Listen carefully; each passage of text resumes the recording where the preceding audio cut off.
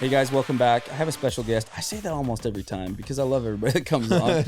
But we got Hudson in the house, and I've known you now for 2 years, probably two. Yeah, two and a half, something like that. Yeah, I mean, first you were just a member of the program, and then pretty soon you scaled up to be a coach, and now, you've kind of had a couple roles, like fitness coach. You can still take on that role whenever you want to, but now you're into AI, which I think is what I think a lot of people are interested in right now, and we're going to talk a little bit about today, and we'll go over we'll probably be all over the place, but I want to really focus on that as much as we can because you know more about AI than anybody that I know.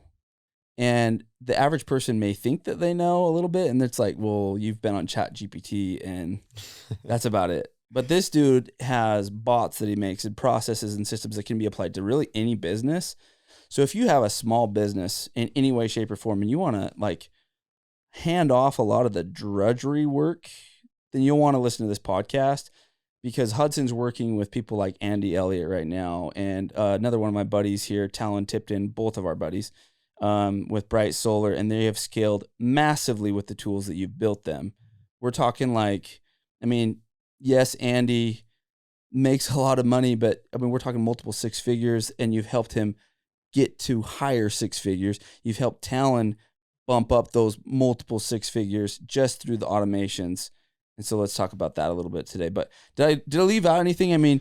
You're a husband, a father. Tell us a little bit about yourself at the beginning of this. Yeah, man. Faith, family is always number one for me. Fitness has always been a big part of my life. I've been fitness coaching since 2009. As of late, I've switched over, and as of late, it's been the past couple of years, switching over to the automation and AI world and just diving into that hours and hours and hours every single day. What got you interested in that, by the way? Yeah, man. So I like I said, I was in the fitness industry from 2009 essentially to 2022, 23. But the past the last 2-3 years of my business is I was scaling it to the point where I was having 100, 175 clients. And so to be able to manage and still to provide a super high value to those clients, I couldn't do that alone. I had some coaches with me, but I still had to find efficiencies. And so I was paying for all these different softwares, and I was like, there's got to be a better way to do this.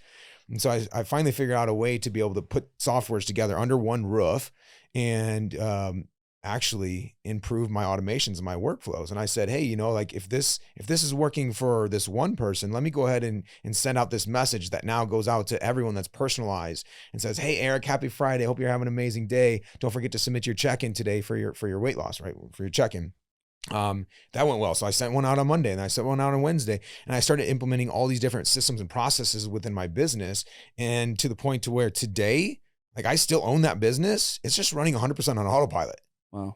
I'm not taking the ticket that I was taking, at $500,000 per month. I've lowered the ticket significantly that anybody can afford it if they're looking for health and wellness, but it's 100% automated. Now you have a killer base to go and do consulting in that space, right, in the AI space. So fast forward, 10 years later, my main mission, if you go back and look at my main business statement, mission was to have an impact. That's so cliche to say, right? But that's what I wrote down back then.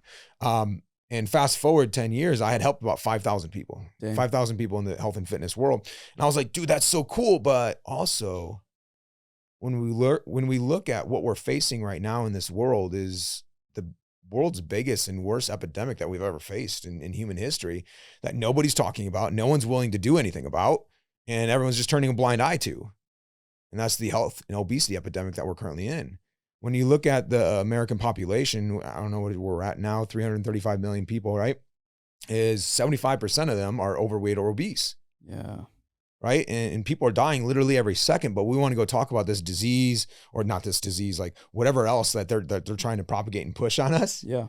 To raise attention to. Yep. But no one's talking about the food that we're eating, about the fitness that we're not doing. And so I thought that, if I could take what I've been able to build and kind of construct and basically put this in a business in a box type of thing to now go help 5,000 coaches, impact 5,000 lives, now we make a dent on that original mission. Yeah, dude, that's awesome. So it was just because you were scaling so big in your fitness world that you're like, I have to automate or else I was forced into it. Yeah. And I wanted to impact as many people as possible, but how do I do that as one person? Yeah. So then we come into the world of 2022, right? 2020, everyone knows that. And I had no choice but to continue to scale because it wasn't just people in my immediate surroundings, but now I'm helping people, not just in America, but Australia and Europe, in Asia. I had clients literally all over the world. That were working with me one-on-one. It was a really crazy opportunity for online fitness coaches during that time. But then in 2022, that's when things really shifted for me and a lot of people. Well, I shouldn't say a lot of people. When AI came to the forefront, right? I think it was October, November 2022 that ChatGPT was released. So there's really like 3 phases of AI. It's AI that's been around for artificial intelligence. That's been around for a long time, like going back to computing days, like 1940s, whatever. It's been around for a long time, like longer than people think. And then you go into like these small language models, like next phase, to where companies like think Netflix, Amazon, they're collecting your information and your data for free, by the way, like we're not getting paid for it. And they're building their automations, their artificial intelligence based off of our data. Right. And small guys like me and other smaller companies, like we couldn't compete with any of that. Nobody could, because they had hundreds of millions, billions of dollars. Right. Plus they had the platform to be able to take the audience in, to be able to take the data in, to store it, to use it, to filter through with it. And that's how they continue to just grow at rapid paces and leave everyone else behind. But now we've entered this 3rd phase of AI, to where the AI, when ChatGPT was released, is that it can learn from inputs that we can put in, that the average Joe can put in. And so now essentially we're at the same level playing field as the bigger companies. If you know how to leverage it, you know how to manage it. And so that's where things really shifted for me. I was in 2022. Now I can take all the automations practices that I've learned and bring in AI to be able to help. Like for me, writing a diet plan when I was doing that full time was about an hour and 15 minutes. Because I would get very detailed down to the exact gram of what you need to be consuming and eating to be able to achieve the results that you say that you want. Per client, an hour and 15? Per client. Really? Yeah, dude, there's that much detail that went into it. Because I had to look at your blood work, your biometrics. I had to look at what your goals are, what you're trying to achieve, what your past history is. Like I wasn't your average fitness coach. Like I took a deep look into things. Yeah, average does not do that. That's for sure. Right. And so, I figured out a way when AI come around to turn that hour and 15 minutes of work into about 90 seconds of work. Yeah, that's wild. Right? Because I learned the fundamental of AI, and that's called prompt engineering. I spent hours and hours and hours learning prompt engineering and how to speak to AI to be able to get the best possible results back. And when I learned how to do that, I learned how to create a prompt to be able to do the exact same work that I was doing, input the data from the client, and get back X result for a plan. So did you ever think that you'd be a nerd like this one day? Dude, never in my life, man. It's funny. My brother went to school for coding, computer science. And it's funny because he runs like an automation business, or not automation business, automation for a big bank back where he's living right now. Okay. And I always thought that he was the biggest nerd for what he did. And I was like, yeah, I'll never do anything with computers or anything. But here we are. We're fully into it. And the crazy thing is, like, you know, there's higher power, God, whatever it is that your listeners want to call it, right? It's crazy how things happen for a reason. And I'm a big believer in that. I probably won't go too deep into the story, but I'll just touch on it briefly. Yeah. But it was a couple of years ago that my father had a stroke. It was a pretty bad stroke. And I was actually in the middle of moving down to Tennessee at that time frame. And in the middle of that, picked the family up and moved back home to Illinois to spend time with him, to help him get back up on his feet, and just had to sell the house and get him back to living somewhat of a normal life. Yeah, you lived in the same house for over a year, didn't you? Yeah. So we helped him do that. But during that time frame, my brother and I had an opportunity to reconnect. And so this was about 2.5 years ago. And it's kind of the same time. So did he live there at the time too, or he lived in the same city? Oh, okay. Same in city, Illinois. so 5 minutes away. Okay, got you. From where I was staying in the basement of my mom's So you'd house. see him every week at least. Right. With my mom, a roommate, and then also we had my wife and our 3 kids. So we were packed in. But it gave an amazing opportunity, one, for me to reconnect with family, but more so my brother, who we drifted apart for so long. And so, fast forward till about 3 weeks from today, or 3 weeks ago today, my dad fell and broke his hip. And during that time back then, my brother and I, we talked about like, dude, like I'm building something cool here. Like I want you to come hang out with me. Right. And he's like, yeah, I got a good job. I know you can't pay what I want to pay right now. And I was like, hey, I totally get that. I respect it, but I'd still love to have you with me. And so that whole conversation, like we built it up when I was there, and it just dropped whenever I left. And then fast forward to, again, 3 weeks ago, today was that my dad fell and broke his hip. And so my brother, I went back there and helped take care of my dad before leaving on vacation. But my brother and I, we reconnected again. And he's like, I'm going to take FMLA, help dad out here for a while, but also like, I want to take this opportunity to see if we can't go all in on the business together. So it's an amazing opportunity for my brother and I to go into it. So it's like, we don't know why things happen, but I feel like they always have a purpose, and it's extremely difficult to extract the gold nuggets that I feel like every lesson, every L has. And it's typically not seen 2020, right? Until years down the road, 10, 15, 20 years down the road, why this thing happened, what came out of it. But I've been asking God a lot lately for just wisdom, right? And what could potentially be of this. Yeah. But it's like, maybe it was to bring my brother and I together to be able to build something massive. To how have our paths crossed? You said like, do you feel weird like being in this industry now with computers? And heck yeah, but why else like would have this happened? I don't know. It's what I can extract for it. Would I want my dad to go through any of this pain that he's going through right now? No, dude. Yeah. But as a father, there would be no greater joy in my life to know that my kids are now together and reunited. Yeah. Because of something that I went through and I had to suffer through. Families too, right? yeah. You ever been discouraged throughout the process of switching? Oh, dude. Countless times, man. Countless times. I can't tell you how many times I've wanted to give up. Right? In the fitness side of things, the business almost shut down for several months. My accounts got hacked. Someone over in Asia hacked my accounts. All of them got shut down, so I couldn't post on them. I couldn't run ads on them. They ran my bill up to $8,000. And I don't know if you've ever tried to work with Meta. Yeah, it's a nightmare. It's a nightmare. They don't pick up the phones. They don't do anything. So you're literally just left in the dark. Like, what do I do? So the business shut down. The fitness side of business essentially shut down. New lead generation shut down, right? And so that's really when I was like, it's time to pivot. And so again, it's like, why did that happen? Because I was always meant to do what I'm doing right now. I just wasn't going to allow that to happen during the time. Something massive and drastic had to happen. What were those moments like though, talking to your wife and when you're locked out and couldn't get a hold of people and down, what did you say, $6,000 that they charged your account? Yeah, $8,000. Like, what was that like? What were the thoughts that actually went through your head? You know what I mean? I think anybody would be discouraged. Yeah. Discouraged. What the heck do I do now? Does my wife, we built a life to where she doesn't have to work. Does she have to go get a job now? Do we move back home? Like all of the worst case scenarios running through, and I know you're an entrepreneur, right? And anyone else who's an entrepreneur is like, it's the entrepreneurial roller coaster. Yeah. Like we all have it. Every single month we ride it, right? It's like, okay, what's going to happen this month? Right? Things are great. Things are amazing. But then you have one day to where it's like, something happened in the business today. I don't feel good about it. What are we going to do? We got to shut everything. We got to turn the ship, whatever it is, right? We all have those thoughts that come through. It was just escalated and magnified at that point in time because of the pressure that I felt. It's just like, how do I take care of my family? In 2015, I left DuPont,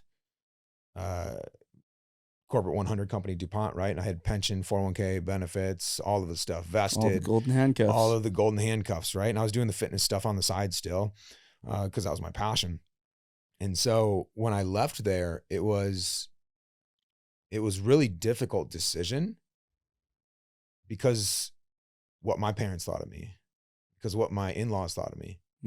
Wait, you're leaving this beautiful job, which you're making great money at, you have an amazing bright future, you're scaling, you're climbing the ladder very quickly. Like I was being mentored, the top people in the company and being groomed by them. and was in a position to literally in the last interview phase of becoming regional manager over 13 locations. And I said no. Mm-hmm. And I left. What made you say no? What was the vision? What was the dream? The constant stress I was bringing home, the lack of time I was spending at home.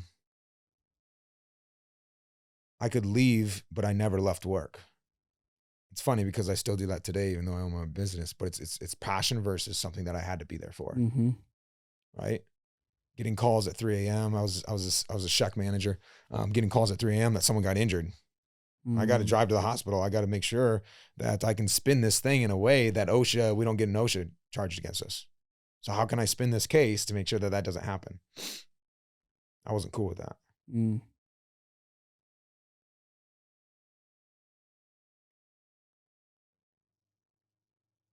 No. I mean, I think like anyone who would experience having their business not shut down, but again, the lead flow just essentially turned off overnight. I thought every thought, like worst case scenario. And it was probably a week in the darkness. Mm. It was probably a solid week. At that time, I'd already worked with coaches and mentors and done a lot of personal development and self-development. That if that would have happened to me probably 2 years earlier, I don't know like where I'd be right now. I'd probably be wrecked. But because of the work that I put in up to that point, it was like I kind of moaned and groaned for a while, but then it's like, no, dude, like they took your lead flow away. They took your opportunities for money away, right? They took this stuff away, but what they couldn't take away was the knowledge that I had gained to be able to get to the point to where I was. Yeah. And it's like, you can just go rebuild, brother. Yeah. So that's what we had to do. We had no other choice. Like I had babies to feed. Right. I don't think we talk about that enough. And I don't think in general, people think about that enough. Because if you're just working, yeah, you have a skill. Yeah, you think you're safe. Yeah, whatever. It's like, to me, the whole job security thing working for corporate is a whole load of BS. Like, they will fire you like that. Don't think you're safe. You're just a think number. That you're growing. You're just a number at the end of the day. And like the skills that I think that can never go away, like instead of clocking in, clocking out mentality is who am I becoming through the process? I think I was lucky enough to have a mom that homeschooled me, and I didn't love every part of homeschool. I say that all the time. But one of the things it did teach me is that I'm in charge of my education. I was preached that from early on. And I think that serves an entrepreneur to think that I am in charge of it. I'm not a victim to anything. If I want to go make it happen, I have the power to go and do it. And what I've seen with you, and I learned something today about your past and that history, but you're a grinder. Like, yeah, you're going to have hard times. And that's what I wanted to bring out in front of everybody is like, Hudson has hard times. We all have hard times, but this is a man who will push hard through hard times and find a way out of it. And that to me is the most important thing. We talk about it in the program all the time. It's feedback. Mm-hmm. It's just feedback.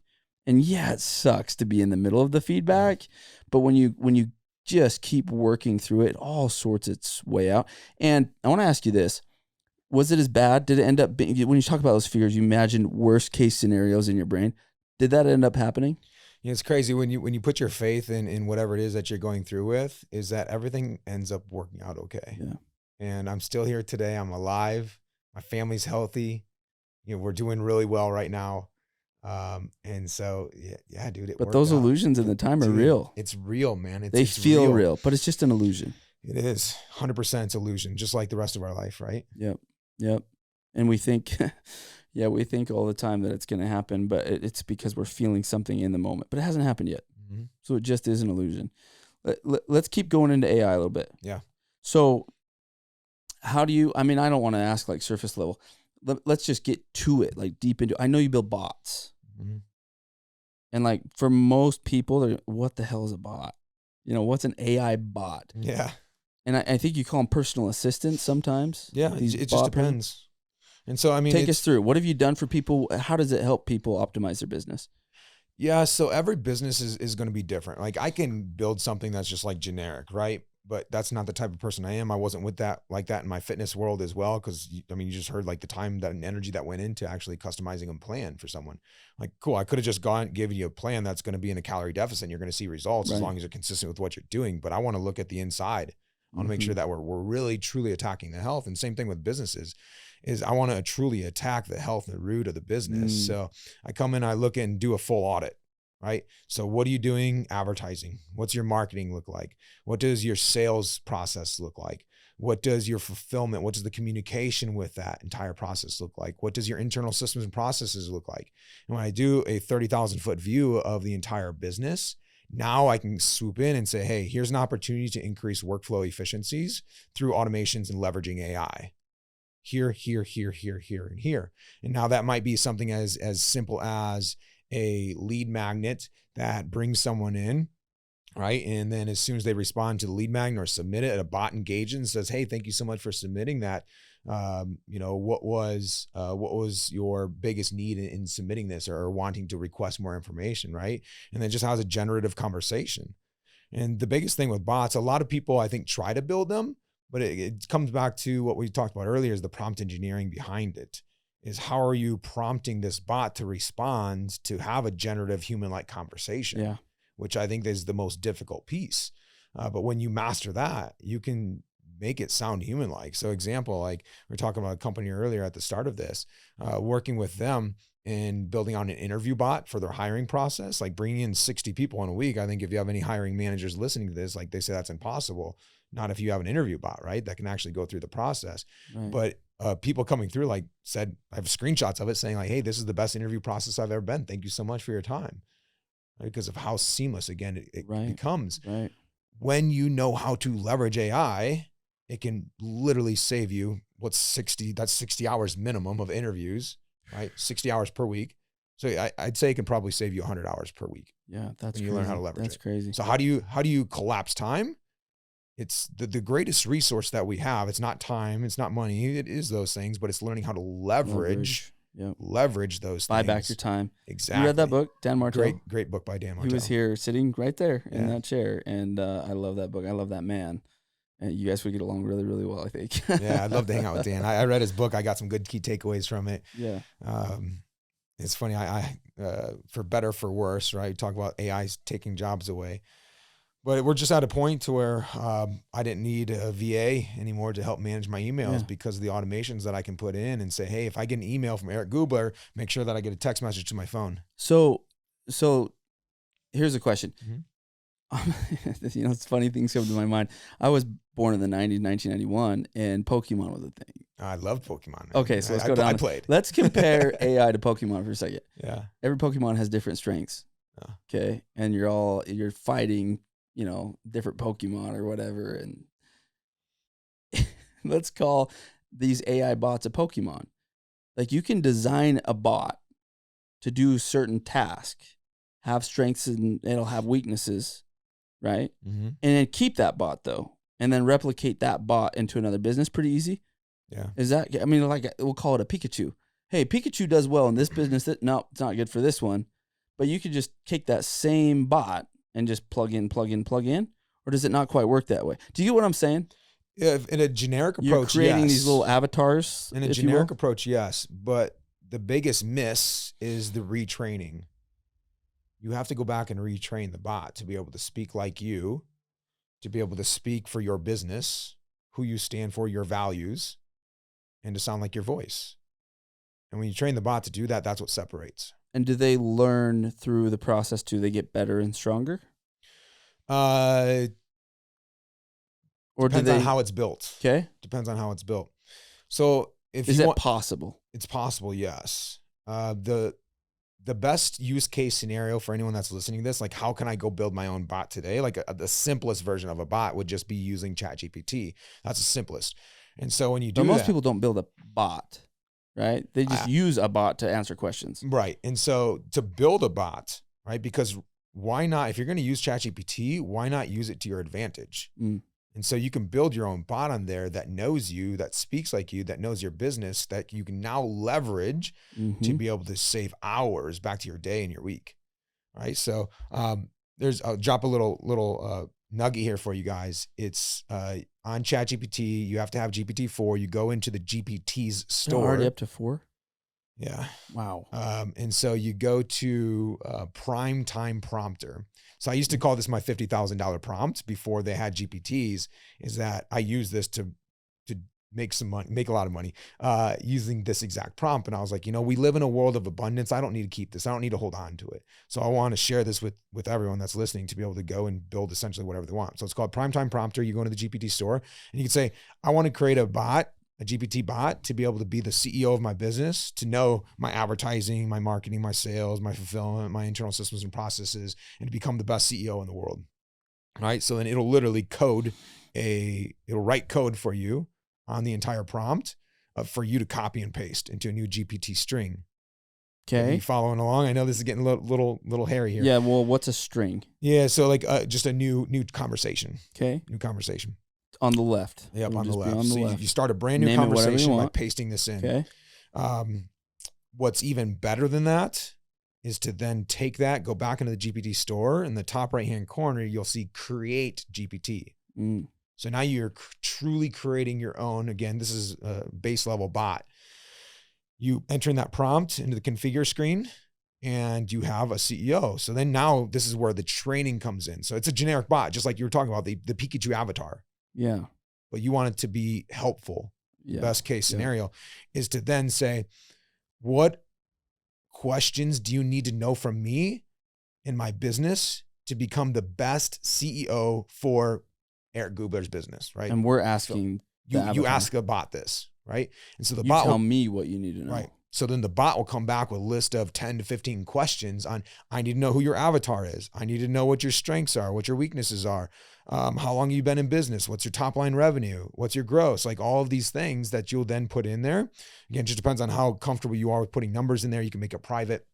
But once you add all that information in, it'll spit back basically a short analysis. You can ask it a couple more questions, but here's where it gets really fun is you now say, give me a complete business analysis with a SWOT. So strength, weaknesses, opportunities, and whatever Training? the T is, T, whatever, SWOT, to talk about. Yeah. So you ask those types of questions to it and it'll literally tell you a breakdown of where your biggest bottlenecks are in your business and what moves you need to make next. Wow. So then you can say, okay, cool. So what's the next GPT expert that I need to hire? So you're really struggling in marketing right now based off of the input that you provided. So the CEO is telling you this, right? So you need to hire a digital marketing expert. And it remembers everything. It remembers everything. All of your past, it remembers your revenue and it remembers okay, cool. So here's the key piece to that. So then you say, great, go ahead and write a job description for me. Now you just repeat that process. You copy that job description, you go back to Primetime Prompter, you input that in, help me create a social media marketing expert for my blank business. Here's a summary for the role from my CEO. It codes a prompt for you. You go back in there and just repeat the process. But what you do with that first conversation of the CEO is you copy it. So there's like a little clipboard. So you copy the entire conversation. You paste it into a Google Doc. Okay. You download the Google Doc as a PDF.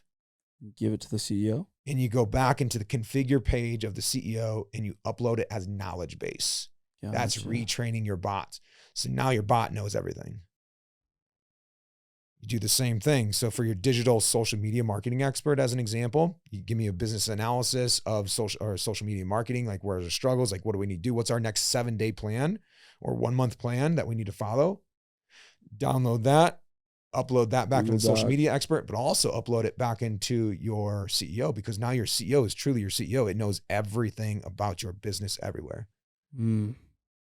And so now imagine Monday morning, you're a solopreneur and you show up to your board meeting and you sit down in front of ChatGPT and you have your CEO, you have your sales expert, you have your digital marketing media expert, you have your advertising, you have your admin all in one room, and you can talk to them all. And they have all the info, the top info from They have everything up here, right? And specifically your business. Plus everything. Your area, your town, your avatars. Who is that bot? They're smarter than you now. Yeah. Yeah, they're less emotional too. They don't bring emotion into business making decisions. Just data. Do the thing. Yeah. Dude, that's wild. See, guys, this is what I'm talking about when it's like, hey, you think you know how to use ChatGPT? Like, this stuff is just like mind blowing. And this is like just scratching the surface probably of where it's going and what you do. Yeah. I'd say some of the craziest thing is that lead generation is 100% automated to the point of sale. So go get me leads, nurture those leads, bring those leads on, sell them, and onboard them. Like, this is 100% done by bots now.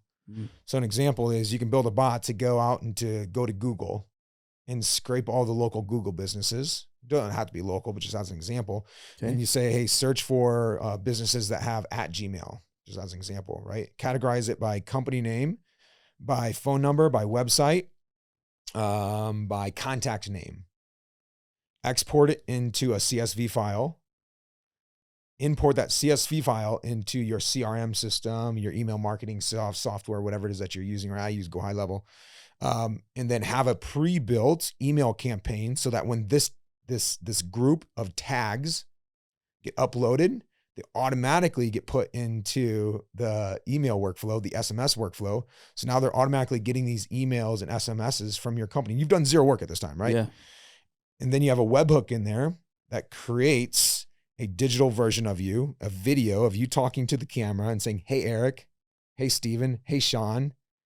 And it's just one time recorded, and you can literally create thousands, tens of thousands, hundreds of thousands of videos just from one video. And AI will change it to their name. It'll change it to their name. It'll change it to their company. It'll change it to their industry. It'll change the day, whatever it is that you want to change. It's just a video. It's just a video. To them, though, but it has their name. And then it'll just play the rest of the video that you want it to play for whoever's coming through. Right. So then it's an email marketing message that has a 16x. They put in their credit card at the end and. Yeah. So, and if they don't convert from there, what happens is we have the bot that we were talking about earlier. This is the generative conversational bot that'll go in and start saying, hey, how are things going? And basically lead them from a cold lead to a warm lead to a hot lead to either book a call in your calendar. And so it'll say, hey, like what's the best time available for you? It'll look at your calendar and it'll see that you have like 1 p.m., 3 p.m., and 4 p.m. tomorrow, right? And the lead says, yeah, I'm open tomorrow. Cool. Does 1, 3, or 4 work? And then the person will say 3 o'clock. Great. Should I book that 3 o'clock appointment? Yes. Boom. Confirms it, books it on your calendar. The link. Yeah. Yeah. It's not even, here's the link. Like a Zoom call. It's not even a link. It literally just books it without them having to click any links or do anything. Or B, it'll just book it and send them a copy of the link. It books it and sends them a calendar invite, which has the Zoom link inside of it. Crazy. Yeah. Or B, if you're selling a lower ticket type of a program, say, I don't know, 97 all the way up to maybe it's 997, right? To be able to sell that. Anything higher than that, I would just say definitely get on a phone call. Yeah, for sure. So can I use, so that let's say I have just a Calendly link, like book a call. Mm-hmm. Is it easy to integrate all of those other softwares then to where ChatGPT, like I can tell ChatGPT, hey, use this. This is my login. This is my password. Like use this to be able to, join my, obviously they're going to see my calendar and things like that. Yeah. You mentioned that. So I was curious, you're telling ChatGPT to be able to send them your calendar link, but you said they don't even send them a link. Like, explain that to me. When you have other outside softwares from ChatGPT that you want them to use, though, to work through all this stuff, how do you integrate it? So I personally integrate everything using Go High Level. It's just an easy software to have everything under one roof. You told me about that before. I think you've used it for a while, haven't you? Yeah. Didn't you use it in your fitness coaching? I did, before? Okay, cool. Yep. Still do, right? That's how it's running just, again, on automation right now. Which is like cool. It's like every entrepreneur's dream to wake up and see you got money in the bank or money coming through. It's like a cool opportunity. With people signed up. Yeah. Right? Yeah. People signing up overnight. But with that, it specifically can go into the software and it can look at the calendar that you have available, look at those times. With Calendly, I don't build it on Calendly. I personally, does it have the capabilities of that? Probably. I don't know. You just Go High Level. I use Go High Level, which is essentially the exact same calendar setup as Calendly. Yeah, that's cool. So my clients that come in, I say, hey, let's cancel Calendly, let's cancel MailChimp, let's cancel Typeform, let's cancel Kajabi or wherever you're hosting your courses at. Let's cancel all these things and just bring under one roof, saving you money. Mhm. But also the bot can now talk to all of it. That's insane. Yeah. Where's it going? Where do you think AI is headed next? It's funny. I was just showing some dudes this earlier today that in the music industry. So they had released this software. I don't know. It's been a while. It's been around for a while, but you could essentially prompt the AI to write a song for you. And it was like 15, 20 seconds long, right? It's kind of like where videos are at right now. Mm-hmm. Like they don't have like full length videos yet. But about 3 days ago, they just dropped their updated software to where you can just prompt it with about 10 words. And now it'll write a full song for you. It'll write the lyrics out. It'll have a chorus. It has everything that a song has. Like I put this one together for my wife and sent it over to her. I was like, hey, I'm a songwriter now, or I'm a songwriter. And she's like, oh my gosh, she almost started tearing up from it. Can it have your voice in there? Are you a good singer? I don't know. Are you a good singer on AI? Right? Can it make me sound good? Yeah, it probably can. Right? It probably could. If you tag in with 11 Labs, it's a different conversation there. That's funny. But she's like, oh my gosh, that was the most beautiful song. Yeah. Right. Cause I had my wife there. I had my kids in there, talked about, faith and just everything that we stand for. Yeah. And she's like, this is amazing. I was like, it was written by AI. And she's like, oh, you jerk. No. I was like, yeah, I'm not a songwriter, but literally anyone can be a songwriter right now. And some of the songs that I've composed here in the past 24 hours of this thing, it's like, this should be on the Billboard's top 100, top 10. Like it's legit music. It's literally just like, you can say, my beautiful wife, my 3 kids, country swing, 80s music. Yeah. Like you could say something as simple as that. It's going to create anywhere from a probably 1 minute and 30 second to a 3 minute and 30 second long song. It's going to have a cover for the album. It's going to have the lyrics. It's just like, It's insane. So if that's where we're at in the music side of things, where we're at right now with video is that the Sora AI just released their new updated software. So now videos can actually story tell as well. So they create stories in the ability for the AI to say, hey, this is what you look like in scene number 1.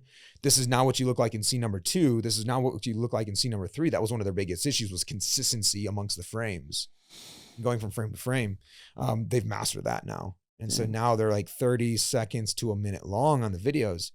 But where's AI going? I think it's going to take over Hollywood. So if you're scrolling through on Netflix and you don't see what you want to see as far as a movie goes, but Netflix knows based off the algorithms what you like and what you're into, it'll create a brand new video for you that no one else has ever seen, because it's literally made up on the spot. Wild. Based off of what you like and what you enjoy. Dude, I've never had that thought before ever in my life. But and so now it makes sense. We're all creators. God created us to be creators. Yeah. Right? To walk in close image of him. And like we do, I'm a big firm believer that we create our own destiny. We create our own future by the way that we talk to ourselves, by the things that we do every single day. I'm a huge believer in that. And so we do create our future, but it's crazy how we can literally create moments in seconds with just words that we type into AI. Yeah. Like that brings a different meaning to us being creators. Yeah. Here's another question. I hear this all the time. Mm-hmm. There's so many people that are scared of AI. What if you can just comment it for a minute on maybe the downsides or the fears that are real, or just, do we need to be scared of anything when it comes to AI? I don't know. Because you're a pretty positive guy. I don't think you're going to take a hard stance on it, but I just had to ask the question. Maybe even, do you think we should? Like, yes or no? It's a very neutral question is how I want it to come across, so that you can just comment on it, because I think majority of people don't understand it well enough, and that automatically leads to fear in most people. Yeah, so 3 points off of that. One is Elon Musk, love him or hate him. He's a very intelligent man, otherwise he wouldn't be where he's at. Right, one of the smartest people in the world. And I like him. He said, I'm a fan of him too. Yeah. He said not too long ago, probably 6-7 months ago, maybe a year ago, I forget, time flies, right? Is that we need more regulations in place because we're moving at such a rapid pace that we're not going to be able to control it. And if this is coming out of this guy's mouth, and he still says that today, he's like, what we have and what you guys don't see behind the scenes is so far above and beyond what you can even comprehend. Yeah. Right now. And it is at a point to where we can't control it. And the thing that does kind of scare me a little bit is that, like, if I can do what I can do with AI today, and I have my hands on that, like, what does the government agencies and these bigger companies, what do they have their hands data on? to predict. Yeah. Right. It's absolutely insane. You know, robots are predicted to be in every single household by 2030, over 1 billion of them. You know, Tesla's producing them at $10,000 to $20,000 for a robot that can come in, hold an egg. It's all Will Smith's fault. It's Will Smith's fault, dude. That's Hollywood, though. They're always predicting things in the future, right? Yeah. Terminator's coming back in 2028. But dude, we talked about this, and we're both like, dude, I'm on board to get one. Like, if it can clean for you, if it can do your laundry, if it can cook for you, all these things. Are you kidding me, man? Why wouldn't you? Because then it takes, like, your wife can do the things that one she wants to do, or just be with your kids more. Like, 100%. I'm a big fan of those things. Don't have to be done just because they've always been done by a woman. Yep. Like, just doing them for the sake of doing them. Like, I get this whole, like, it makes them, you know, like, something is taken, or it fulfills their purpose. Like, if it does, great. I think that for the most part, though, most women would say, I don't enjoy doing that. I would love some help. I would love a robot to come in and actually cook breakfast for us, right? So we can come down and have this. But then the movie iRobot makes everybody scared. It does, right? And so how do we look at that, right? You can have one of two things, and both of them are pretty much identical. One has a positive connotation, one has a negative connotation. I think that's where we're at, and the question is most people have this negative connotation to it, and it's the difference between faith and fear. And it's, do I have faith in the unknown future that everything's going to be okay, or do I have fear in the unknown future that everything is not going to be okay? Yeah. So there's a very slight, it's a 1 degree shift, but if you can shift the energy, it's literally just, where are you putting your energy? If you put your energy into fear, you're going to bring more fear into your life. And you put your energy into the faith that everything's going to be okay, and that I can start to actually leverage this, then we actually change the outcome of it. So how do we do that? And how do we overcome fear? Fear is the unknown, right? And so many people have that. Well, you're going to continue to live in fear if you don't know about what AI is. Yeah. And no one's willing to sit back and just learn. Like, let me learn AI 18 minutes out of the day, every single day for a year. And that accumulates to 109 hours, 109.5 hours. And when you do that in a niche specific industry or market, is that you become more knowledgeable in that than the majority of Americans. Yeah. 18 minutes a day. Mm-hmm. That's all it takes. Like, if you're scared of something, like, you got to face that fear.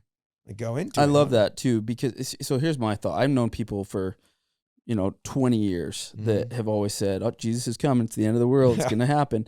Look, I'm not saying that they're wrong. They could be right. I'm just choosing to still plant cherry trees, is how I call it. Like, you got to plant the thing that's going to eventually grow up and you're going to bear fruit. And I think a lot of those people that I know, and there's many of them. In fact, I got a text from them this last week saying the same thing. Hey, here's the scripture that supports that the second coming is coming soon. And this was written way back then. So think of how close it is now. Like, okay, cool. You could choose to look at it that way, but if you can be okay with pain and you can be okay with death, what are you really scared of at the end of the day? Like, you're okay with pain. Well, that encompasses everything. Like, it's painful to lose your house. It's painful to see your kids go without. It's painful to not have food on the table. But if you're okay with pain, you're not running from pain. Like, who's going to control you? And if it's going to happen, it's going to happen. Like, there's no stopping AI. Like, there's no sense in worrying about any of it, in my opinion. Too much money in it. There's too much, and there's nothing you or I could do to push a stop button to it. There's no amount of people that we could go and rally up and go and punch somebody in the teeth and make it happen. So all of this energy is just being perpetuated in fear that's not doing anything except perpetuating more fear, in my opinion. It's pushed on us on purpose, for a purpose. Yeah. Right? And that's control. Yeah, I agree. Just the thought that it could happen. Like, the book Outwitting the Devil talks about this. Love that book. It doesn't matter if it actually is going to happen. It's just that the devil wants people to think that it could happen. And if he can get them to believe that it could happen, then he's got them, because he's going to control them through fear. And that's the fear of the unknown of the future with the negative connotation. So that's why I choose to just go, can I control it? No. If it's going to happen, what could it look like? Ooh, yeah, that would suck. Am I okay with it? Well, I have to be, because I can't control it. Okay, move on. And you know what? Over the 20 years of hearing all this stuff, none of it's happened. Yeah. Like, those big fears every single year, Hudson. Every year, people are just focusing, and it's multiple throughout the quarters. Yeah. And it's China, it's Russia, it's COVID, it's this, it's that. And it's just, oh, they dropped bombs. Oh, they did this. This is going to happen. Just look at it. American currency is going to fail. We're going to go to Bitcoin. Pull your money out of the bank. Like, there's always something, and people in a mass scale are just buying into this fear. The amount of fear and anxiety that we live in today's world is absolutely insane. It's like, the best way I can explain it is if you're quote unquote sick, but you don't know that you're sick, right? You're not waking up feeling full of energy and super excited to attack the day, and you're just super positive, right? And I consider that like not being super well. Like, you're just like, like TMI, but like your stools going into the pot, like they don't look normal. Like they're not the way that they should. You're grumbling of stomach pain. You're sick once a month, or you're sick once a quarter even. Like that's quote unquote normal for you, because that's what you've lived with such a long period of time. That's who you surround yourself with, because that's the lifestyle that you live. You're the average of the 5 people that you surround yourself with. But what's really normal is when you clean that stuff up and you start to feel that newfound energy, you start to feel all these things, and you just become a different person because of that. That completely changes the game. Mm-hmm. Yeah. So many people are stuck in what they expect. And so the level of anxiety that we're currently in and facing on a day-to-day basis continues to go up. All right, let's drip this on them. Continues to go up. But that's normal. Yeah. Quote unquote. Yeah. Now, what happens when you truly you say you want peace and freedom because that's what everyone's after? What happens is when you get rid of that fear and you just surrender. You surrender into faith to whatever is going to happen. Like my steps today, what got me here to this point, like I had nothing to do with it. It was already mapped out. It was already pre-planned. Yep. Like the number of steps I'm going to take out of here is already mapped. It's already pre-planned. If I can surrender to that, and whatever doors are going to open up from here to tomorrow, like cool. Like I just surrender to that. The level of anxiety and goes away. The freedom and peace that comes in from that it's freedom, it's peace. There's nothing better. Yeah, I mean, we talk about Jesus, right? Like Christ and the peace that he brings. Like, it's so interesting to me, although Christians believe in Christ, how fearful they can be of things coming. If he was able to talk to them directly, he'd be like, wake up. Yeah. Hey, it's going to be okay. Yeah, it's interesting. I'm watching the Chosen right now.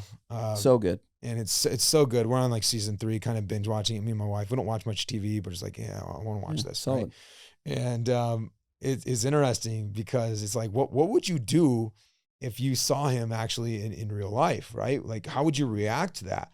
And it'd be so difficult. Like, I don't know if like I'd be starstruck. I don't know if I would be like nervous to say anything. I don't know if I'd be like, yo, Jesus, what's up, brother? Like, how things going, right? Yeah. It's so hard to be put in that situation, especially with being back then when that actually happened, right? Is how counter that was to society. Yeah. Yeah, when he was there, you mean like when he lived on the earth? Oh, dude, yeah. Most people didn't believe, right? Most people didn't believe in him.